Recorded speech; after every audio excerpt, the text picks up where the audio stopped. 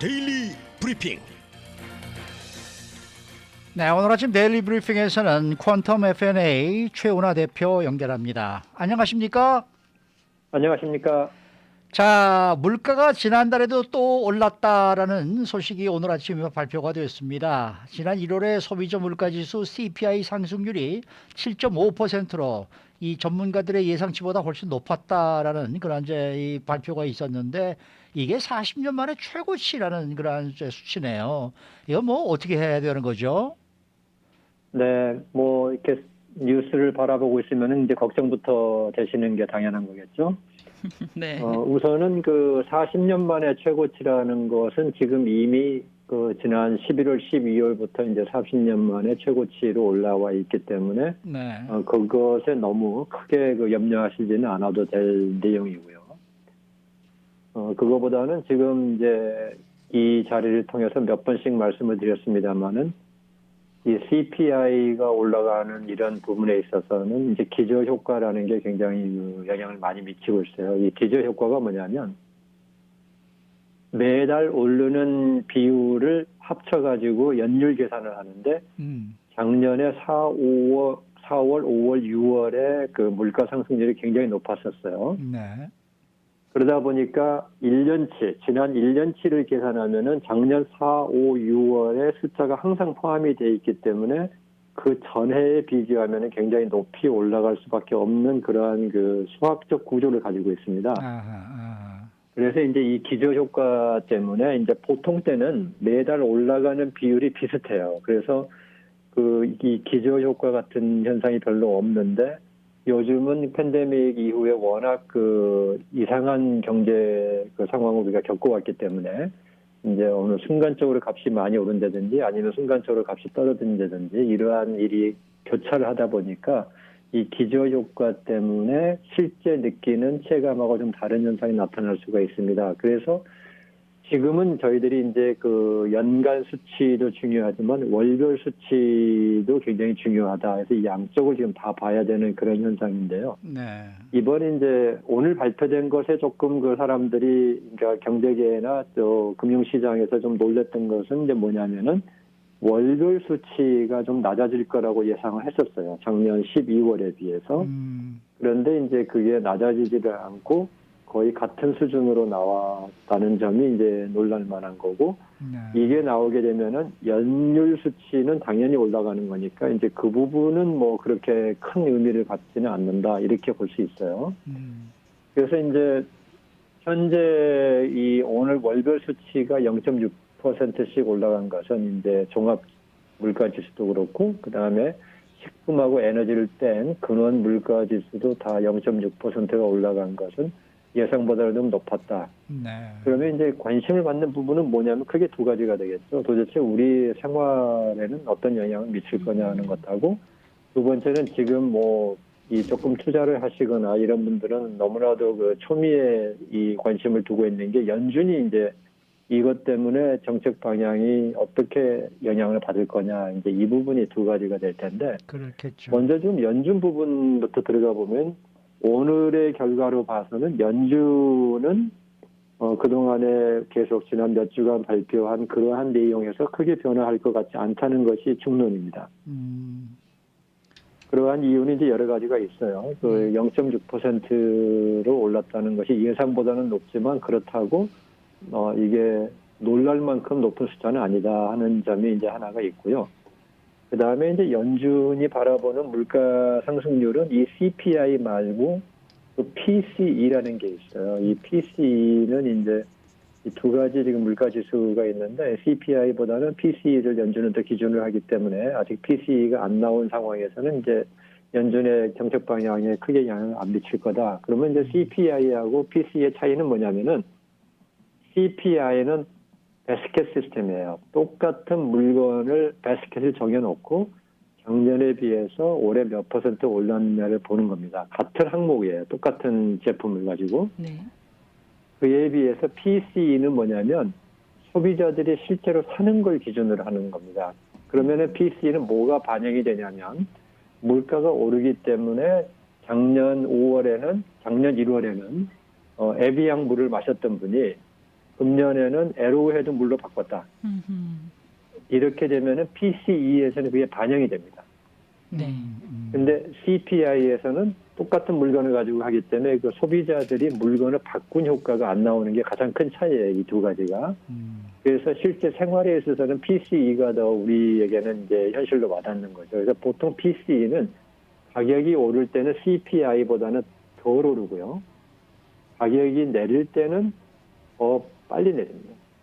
그러니까 덜 내립니다. 이게 왜냐하면은 가격이 내려가게 되면 아무래도 사람들이 더 좋은 걸 살 수 있는 여유가 생기니까 이제 더 좋은 걸로 바꿔 타기를 하는 거고, 가격이 오를 때는 조금 덜 좋은 걸로 바꿔 타기를 하기 때문에 이제 PC가 그 변동폭이 더 적은 편인데, 지금 PC가 지금 아직 안 나온 상황에서 연준의 입장을 결정하는 것은 좀 서두른 느낌이 있다는 거고, 그 다음에 또 이제 다음에 발표될 PPI, 도내 물가 상승률도 봐야 되는데, 이러한 종합적인 내용을 봤을 때는 일단 오늘의 금융계하고 경제계의 반응은 연준의 정책 방향에 아주 심각한 영향을 미칠 만큼의 그런 정도는 아니었다는 것이 이제 가장 그 대세를 이루는 그 의견입니다. 그래서 이제 그것은 같이 참조를 하시면 될 것 같고요. 그다음에 이제 우리 그 소위 생활에 있어서는 그럼 이렇게 지금 CPI가 자꾸 오르는 것이 아무래도 뭐 부담이 되는 거죠. PCE가 되건 CPI가 되건 물가가 오르는 것은 현실이기 때문에 굉장히 부담이 되는데, 이제 가장 뭐 큰 문제는 소비력이 줄어드는 거죠. 같은 그 수입이 있는데 물가가 오르게 되면 그만큼 이제 물건 살 수 있는 능력이 줄어든다. 이제 이것이 큰 문제인데, 결국은 이제 생활고의 문제로 직결이 되는 거거든요. 이 인플레이션 얘기가 나올 때마다 여기서 자주 제가 말씀을 드렸습니다만은, 인플레이션이 만약에 모든 분야의 모든 분들에게 똑같이 일어난다고 그러면 문제가 없다는 얘기를 제가 자주 드렸었어요. 네, 그랬어요. 네, 그렇죠. 그런데 인플레이션이 그렇게 발생하지는 않거든요. 그렇죠. 그래서 이제 인플레이션을 나타나게 되면은 피해를 보는 계층이 나타납니다. 아하. 그래서 이제 인플레이션의 가장 큰 폐해는 크게 두 가지로 경제학에서는 얘기를 하는데요. 하나는 불확실성이 는다는 것하고 또 하나는 불공평성이 있다는 겁니다. 그래서 이제 불확실성이 는다는 건 물가가 계속 오르면 앞으로 더 오르면 어떡하지? 얼마나 더 오를 거야? 이러한 불확실성 때문에 경제적인 그 행위에 있어서의 판단을 하기가 힘들어진다는 거죠. 그러다 보면 자칫하면 물건 사재기가 일어날 수도 있고 아니면 물건을 안 사버릴 수도 있고, 네. 이러한 평소와는 다른 행동을 하다 보면 경제에 교란 현상이 나올 수 있어서 이제 이 불확실성이 상당히 위험한 건데, 지금 이 불확실성은 연준이 인플레이션을 잡겠다고 나오면서부터는 많이 준 편이에요. 불확실성은. 이제 우리 일반 그 소비자분들도 연준이 저렇게 칼을 뽑겠다 그러니까 인플레이션은 이제 어느 정도 좀 잡히지 않을까라는 그런 생각을 하시는 분들이 우리 청취자분들 중에서도 많으실 거라고 생각하는데, 이런 면에서는 불확실성을 많이 줄여주고 있다. 그런데 지금 연준이 줄일 수도 없고 줄일 능력이 없는 분야가 뭐냐면 불공평성 부분입니다. 네. 이 불공평성은 어떻게 나타나냐면은, 지금 소비를 줄이게 된다는 것이 비필수품을 많이 살 수 있는 그런 상층, 중상층 분들에게는 삶의 퀄리티를 떨어뜨리질 않잖아요. 그렇죠. 네. 그런데 필수품만 가지고 살기에도 허덕이시는 그 저소득층에 있는 분들의 입장에서는 생계에 문제가 생기는 거거든요. 그렇겠죠. 네. 그래서 이 소비가 준다는 게, 그러니까 인플레이션이 발생해가지고 내가 똑같이 버는 돈 가지고 살 수 있는 양이 준다는 것이 이 저소득층에게 더 부담이 훨씬 커집니다. 그리고 저소득층의 또 다른 특징은 뭐냐면 가지고 있는 저축이나 재산이 별로 없는 분들이에요. 그러니까 이분들은 다른 데 가서 뭐 주식을 팔아서 그 돈 가지고 좀 생활비 부족한 걸 보탠다든지 이러할 만한 능력도 없는 분들이 대부분이기 때문에 이제 이것이 그 인플레이션의 가장 큰 폐해다라고 볼 수 있는데, 지금 현재 보시면은 자 이제 연준에서 경제 정책을 좀 바꿔가지고 긴축을 하겠다 그러면은 물가가 줄게 되는데, 이러면 저소득층이 낫지 않을까라고 생각하시지만 사실은 일시적인 고통은 더 커지게 되겠죠. 왜냐하면 소비가 줄게 되니까 소비가 네. 줄게 되면 회사에서는 아무래도 고용을 줄이거나 아니면은 더 뽑을 사람을 안 뽑게 되니까. 근데 이럴 때 고용이 줄어드는 것에 가장 일차적으로 타격을 받는 분야가 어디냐면 단순 임금 노동자들이에요. 네, 그렇죠. 네.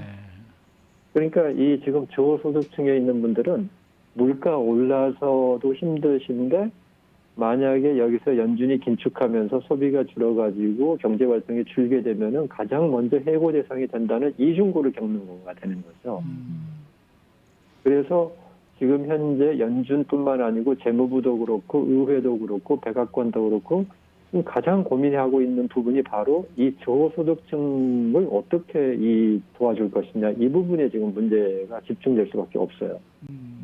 그렇군요. 그래서 이제 우리가 여기서 가끔씩 얘기하는 BBB 미국 재건안에 보면은 그 Child Tax Credit 같은 경우를 연장을 해주자 이런 얘기가 나오는 게 바로 그런 사회 지출 정책이거든요. 근데 그것도 지금 의회에서 뭐 거의 지금 표류를 하고 있는 중이고, 그래서 이제 이 부분이 한 가지 문제가 있는데, 그러면 이제 그 부분의 문제는 정책적으로 해결해야 되는 부분이니까 이제 이걸로 정리를 한다고 치면, 중상층에 있는 분들은 어떻게 살 것이냐는 부분에 있어서는 뭐 당연한 거죠. 필수품은 좀 값이 싼 걸로 대체를 하시게 될 거고, 그다음에 비필수품의 소비는 이제 줄이는 방식으로 변화를 하셔야 되는 거죠. 대비하는 것이고, 그다음에 이제 연준에서 긴축을 하게 되면 그만큼 금리 인상의 부분이 생길 것이기 때문에 지금 만약에 고금리를 내고 있는 그러한 소비가 있다면 크레딧 카드 사용이라든지 이제 이런 부분들은 가급적 줄이는 게 앞으로의 대비책이 되지 않겠느냐 이제 이렇게 볼 수 있어요. 그래서 바로 인플레이션은 한번 발생하고 나면은 그것을 줄일 때의 고통이 너무 큽니다, 사회적으로. 맞아요. 예, 그렇기 때문에 인플레이션은 발생을 안 시키는 게 최선이에요. 근데 그런데 저희는 말이죠. 뭐 팬데믹 때문에 어쩔 수 없었으니까 네. 없었다고 하기 때문에 이제는 해결해야 되는데 개인적인 입장에서는 이러한 좀 현명한 대처를 지금부터라도 빨리 시작하시는 것이 제일 좋은 대비책이 될 것이다 이렇게 볼 수 있겠습니다. 근데 말이죠. 저도 그런 생각을 하거든요. 이 마켓에 가서 쇼핑을 하면서 보면은 확실히 요즘번에 물건 사러 왔을 때보다 뭐 1불이 올라 있다. 뭐 이런 걸 아주 눈에 띄게 느낄 수가 있단 말이에요. 그런데 그때 무슨 생각이 드는가 하면은 뭐 때가 때이니만큼 그리고 지금 뭐 항상 모든 게 다 올라가는데 이것도 올랐겠지. 이렇게 또 그냥 이렇게 그냥 자연스럽게 그냥 넘기는 듯한 그런 느낌을 제가 이렇게 저 자신한테 느끼게 되는데 이것도 좀 문제 아닙니까? 어떤 의미에서? 아주 너무 정확하고 예리한 지적이신데 바로 그게 연준이나 금융계에서 얘기하는 인플레이션 기대치라는 겁니다. 인플레이션 기대치네. 네, 그러니까 실제로 물가가 오른 것보다 더 위험한 게 뭐냐면 물가가 오를 거라고 기대하는 것을 당연히 생각하는 지금 방금 말씀하신 사람들이 기대를 하고 있기 때문에 물가가 오른 것에 대해서 저항을 안 해버리는 거죠. 이게 그 문제일 것 같아요. 네네, 그게 큰 문제인데 그래서 이제 긴축을 한다는 건 뭐냐면 이 기대치를 꺾겠다는 거예요. 그러니까 물가가 오른 건 오른 거지만 앞으로도 계속 오를 거고 지금 실제 통계를 보면 어떤 현상까지 나오냐면요. 많은 기업들이 물가를 올려도 소비자들이 저항을 하지 않더라. 응답하는 회사가 61%가 나온 기록이 있어요. 통계가. 네. 61%나. 근데 저는 화가 나거든요. 또 올랐구나 이게 아니라 저는 날이 갈수록 분노가 올라오는데요. 좀 이렇게 생활이 이렇게 빠듯한 그런 분들은 그렇구나라기보다 분노가 더 크지 않겠습니까? 당연하죠. 네, 당연히 분노가 나올 수밖에 없는데 네. 그러면서도 체념을 하게 되죠. 분노해봐야 저항할 수 없는. 그러니까 여기에 지금 재밌는 현상은요. 주식을 투자하시는 분들은 기업 실적이 좋다고 굉장히 좋아하시거든요. 근데 그게 무슨 얘기입니까? 그렇죠. 인플레이션 기대치에 따라서 물가가 오른 것을 가격에 반영한 기업들의 수익이 늘어난다는 얘기거든요. 그렇군요.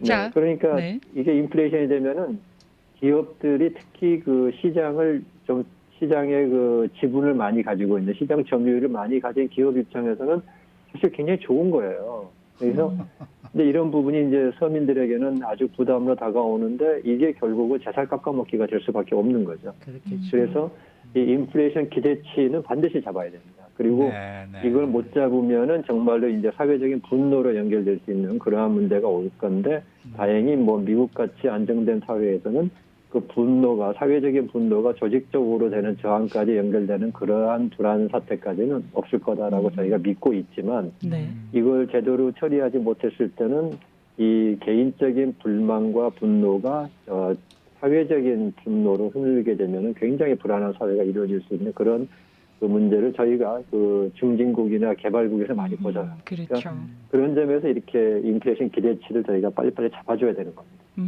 그 댓글 달아주신 분 가운데 사긴 사는데 꼭 필요한 것인가 다시 한번 생각하게 만듭니다라고 하셨어요. 아마 우리 모두의 마음이지 않을까 싶습니다. 네네. 아마 정확한 말씀일 거예요. 맞습니다. 네. 오늘 말씀 잘 들었습니다. 네, 감사합니다. 네, 지금까지 퀀텀 F&A 최원하 대표와 함께했습니다.